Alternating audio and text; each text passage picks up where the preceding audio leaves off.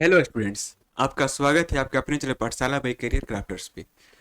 तो आज हम लोग 20 के दांत के जो चैप्टर का जो महत्वपूर्ण ऑब्जेक्टिव प्रश्न है इसको हम लोग देखेंगे। बिल्कुल 5 से 7 मिनट में हम लोग 20 प्रश्न को देखेंगे स्पीड में थोड़ा से कि आप लोग आराम से एग्जाम समय में उसका रिवीजन कर सकते हैं, जिससे कि आपका नंबर अच्छा स्कोर आप बोर्ड एग्जाम में कर सकें। तो सबसे पहले जो चैनल पे नए हैं वो चैनल को सब्सक्राइब कर लीजिए और आप लोग हमारे टेलीग्राम ग्रुप और व्हाट्सएप ग्रुप से ज्वाइन कर ली जुड़ जाइए, जिसका लिंक आपको डिस्क्रिप्शन बॉक्स और कमेंट बॉक्स में मिल जाएगा। जाइए सबसे पहले हमारा ग्रुप आप ज्वाइन कर लीजिए, उसके बाद हम लोग क्लास शुरू करते हैं। तो 20 के दांत जो हमारा चैप्टर है,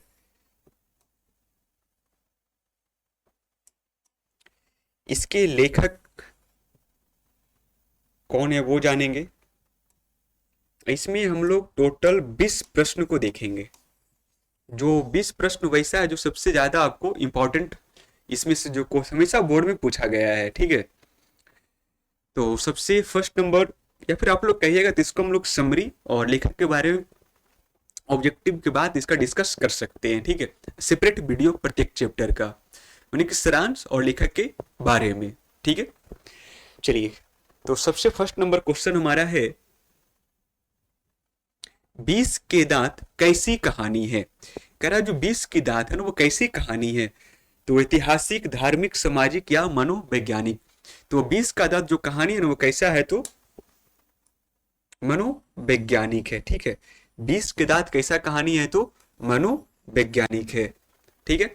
नेक्स्ट है 20 के दांत समाज के किस वर्ग की मानसिकता उजागर करती है।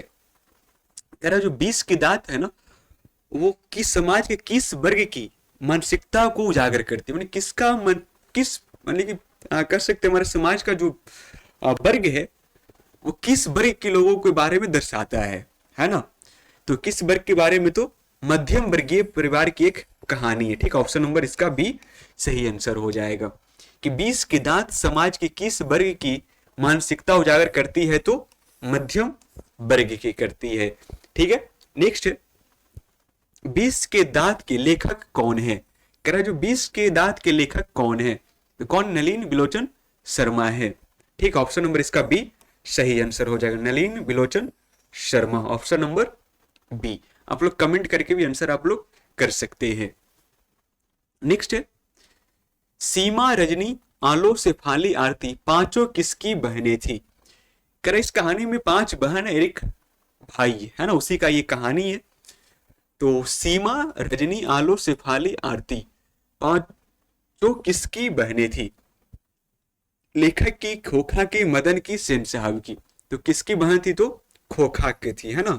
किसका, खोखा की थी, ऑप्शन नंबर इसका बी सही आंसर होगा। नेक्स्ट है सेन साहब खोखा को क्या बनाना चाहते थे। कह रहा जो सेन साहब है ना उनका जो बच्चा था, उनका जो लड़का था उसको क्या बनाना चाहते थे, इंजीनियर, डॉक्टर, अभिनेता या फिर इनमें से सभी। तो खोखा को मेनली रूप से क्या बनाना चाहते थे, वो इंजीनियर बनाना चाहते थे, क्या, इंजीनियर बनाना चाहते थे, ठीक है। क्योंकि उसको शुरुआत से उसको तोड़ फोड़ में करने में मन लगता था, तो उनको पिताजी को भी बहम था बड़ा होकर क्या बनेगा, वो इंजीनियर बनेगा, ठीक है। चलिए नेक्स्ट,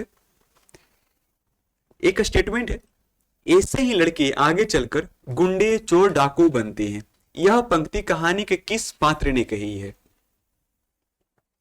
कह रहा एक स्टेटमेंट जो है ऐसे ही लड़के आगे चलकर गुंडे, चोर, डाकू बनते हैं, यह पंक्ति कहानी के किस पात्र ने कहा है। ए है सेन साहब गिरधर, सी है सेन साहब की धर्मपत्नी, डी है सोफर। तो ये जो स्टेटमेंट है ना ये कौन कहे थे, तो सेन साहब कहे थे। कौन कहे थे, सेन साहब कहे थे, ठीक। ऑप्शन नंबर ए हो जाएगा। नेक्स्ट 7 नंबर, किसके अनुसार सेनों ने सिद्धांतों को भी बदल दिया था। कह रहा है किसके अनुसार, जो सेन साहब थे ना अपने सिद्धांत को भी क्या कर दिए थे, बदल दिए थे। गिरधर के अनुसार, खोखा के अनुसार, मदन के अनुसार या फिर बेटियों के अनुसार। तो किसके अनुसार चेंज हुआ था, तो खोखा के अनुसार, है ना। खोखा के अनुसार अपने वो उनका जो भी सिद्धांत था ना वो बदल दिए थे, ठीक है। ऑप्शन नंबर इसका बी सही आंसर हो जाएगा, ठीक है। हम लोग इसका डिटेल रूप से कर सकते हैं डिस्कस, लेकिन हम लोग ये सोचते हैं कि आप एग्जाम के समय में इसको देखिए और कम समय में पूरे क्वेश्चन को आप देख लीजिए, जो इंपॉर्टेंट प्रश्न बनेगा।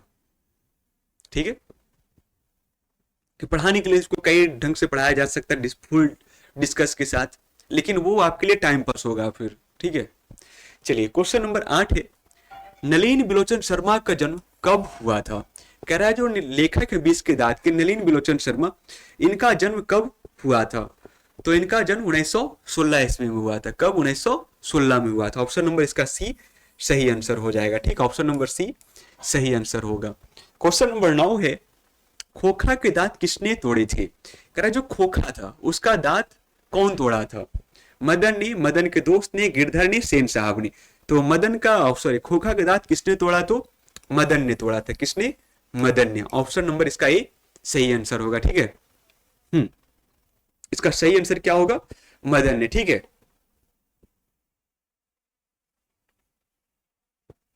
हाँ चलिए चलिए नेक्स्ट है क्वेश्चन नंबर 10, 20 के दांत पाठ की विद्या है, कविता है, निबंध है, कहानी या फिर कोई नहीं? ये कह रहा है जो 20 के दांत है ना वो क्या है? तो 20 का दांत क्या है? तो हमारा कहानी है। क्या है वो? कहानी है। ठीक है, मनोवैज्ञानिक कहानी है। ठीक है, कैसा कहानी है? तो मनोवैज्ञानिक कहानी है। चलिए नेक्स्ट, सेन साहब की कार की कीमत थी। कह रहा जो सेन साहब के पास काली कार थी है ना, उसका कीमत क्या था? ए है 5,500, 7,500, 8,500, 6,500। तो जो सेन साहब के पास कार थी ना वो कितने का था? तो 7,500 का था। कितने के? 7,500 रुपए का था। नेक्स्ट 12 नंबर, मोटर को कोई खतरा हो सकता है तो डैश से। अगर मोटर कार, उनके पास जो कार था उससे खतरा था तो किससे था? तो किससे था, है ना? तो खोखा से था। किससे? खोखा से। ऑप्शन नंबर 12 का सी सही आंसर होगा। ठीक है, चलिए 13 है, सेन साहब की आंखों का तारा है, कार, मदन, खोखा या फिर सभी? कह रहा जो सेन साहब थे है ना, उनकी आंखों का तारा कौन था? कौन था? खोखा था। कौन? खोखा था। क्योंकि 5 लड़के के बाद एक 5 लड़की के बाद एक लड़का था, है ना, तो इसीलिए खोखा जो था वो सेन साहब की आंखों का तारा था। ठीक है, चलिए मनी तारा मतलब आंखों का तारा ना बहुत प्यारा होना। ठीक है, चलिए 14 नंबर प्रश्न है, नलिन बिलोचन शर्मा का जन्म कहाँ हुआ था? कह रहा है जो नलिन बिलोचन शर्मा है इनका जन्म कहाँ हुआ था? तो उत्तर प्रदेश, पटना, दिल्ली, गुजरात। कहाँ हुआ? तो पटना हुआ था। कब? 1916 ईस्वी में। ठीक है, नलिन बिलोचन शर्मा का जन्म कहाँ हुआ? तो पटना में हुआ था। ठीक है, और कब? तो 1916 ईस्वी में हुआ था। ठीक है, चलिए क्वेश्चन नंबर 15 है, नलिन बिलोचन शर्मा की मृत्यु कब हुई थी? कारण नलिन बिलोचन शर्मा की मृत्यु कब हुई थी?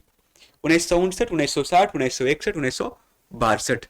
इसका सही आंसर क्या होगा? 1961 में। कब? 1961 में। ठीक है, ऑप्शन नंबर सी सही आंसर हो जाएगा। ठीक है, चलिए 16 नंबर प्रश्न है, खोखा को ट्रेनिंग देने के लिए घर पर कौन आता था? बढ़ई, पेंटर, दर्जी, लोहार। खोखा को ट्रेनिंग देने के लिए घर पे कौन आता था? तो कौन आता था? इसमें बहुत ही सब ये कहानी सबको याद होगा। ठीक है, सबसे इजी क्वेश्चन है। तो कौन आता था? बढ़ई आता था। कौन? बढ़ई आता था। ठीक है, जो लकड़ी का काम करते, कारपेंटर जिसको बोलते हैं हम लोग। ठीक है, चलिए क्वेश्चन नंबर 17 है, सेन साहब ने किसे खूब फटकार लगाई? फटकार मतलब डांटना, है ना। सेन साहब थे ना, वो किसे खूब फटकार लगाई थी? तो किसे लगाए थे? गिरधर लाल को। किसको? गिरधर लाल को। ऑप्शन नंबर सी सही आंसर हो जाएगा। सेन साहब ने किसे खूब फटकार लगाई? तो गिरधर लाल को। ऑप्शन नंबर सी सही आंसर होगा। 18 है, दृष्टिकोण किसकी रचना है? तो दृष्टिकोण किसकी रचना है? तो नलिन बिलोचन शर्मा का। दृष्टिकोण किसकी रचना है? तो नलिन बिलोचन शर्मा का है। ऑप्शन नंबर इसका बी सही आंसर हो जाएगा। नेक्स्ट है 19 नंबर, मदन ने कासू के कितने दांत तोड़ डाले? कह रहे मदन ने कासू के कितने दांत तोड़ डाले थे? तो कितना दांत? यानी कि 2 दांत तोड़ दिया था। कितना? 2 दांत। ऑप्शन नंबर इसका डी सही आंसर हो जाएगा। ठीक है, मदन ने कासू के कितने दांत तोड़ डाले? तो 2 दांत। Option number D. आज का सबसे लास्ट प्रश्न है 20 नंबर। खोखा किसको कहते हैं? तो खोखा किसको बोलते थे? किसु को, कासू को, फिर कुसु को, या फिर इनमें से कोई नहीं? तो खोखा किसे कहते थे? तो कासू को। किसको? कासू को कहते थे ना। ऑप्शन नंबर इसका बी सही आंसर हो जाएगा। तो ऐसे ही क्वेश्चन हम लोग 10 मिनट से कम समय में हम लोग करेंगे कि एग्जाम के समय में आप एक दिन पहले भी इसका रिवीजन कर सकते हैं पूरे 24 चैप्टर का। ठीक है, 4 चैप्टर और 28 चैप्टर का। ठीक है, बहुत ही कम समय में। ठीक है, जिससे कि आप बोर्ड एग्जाम बहुत बेहतरीन कर सकते हैं, बेहतर कर सकते हैं आप। ठीक है, तो आप एग्जाम के समय एक बार अभी देख लीजिए, एक बार एग्जाम के एक दिन पहले आप जरूर देखिए, जिससे कि आपको रिवीजन हो जाए। ठीक है, तो बाकी मिलते हैं हम लोग इसी के साथ नेक्स्ट क्लास में। आपको एक चीज और बता दें, कभी तक आपने हमारा ऐप इंस्टॉल नहीं किया था, आप जाकर प्ले स्टोर से इंस्टॉल कर लीजिए, जिसका लिंक आपको डिस्क्रिप्शन बॉक्स में मिलेगा। ये हमारा कुछ ऑफर चल रहा है, वो जिसके बारे में है। मैंने ऑफर किया, हमारा जो प्रीमियम फीचर है वो मात्र 9 रुपया से शुरू होता है, और इसका लाभ आप ऐप को इंस्टॉल करने के बाद इसको आप सब्सक्रिप्शन इसका ले सकते हैं। ठीक, मात्र मात्र 9 रुपये से शुरू होता है। इसमें आपको सारा कुछ ये सब मिलने वाला है। ठीक है, प्रीमियम फीचर में आप लोग जाइए, आप लोग आराम से परचेज ऐप को इंस्टॉल करिए, जिसका लिंक आपको डिस्क्रिप्शन बॉक्स में मिलेगा। और प्रीमियम फीचर का आनंद लेने के लिए आप सब्सक्राइब कर सकते हैं हमारे ऐप को मात्र 9 रुपया से। ठीक है, तो इसी के साथ हम लोग मिलते हैं नेक्स्ट क्लास में।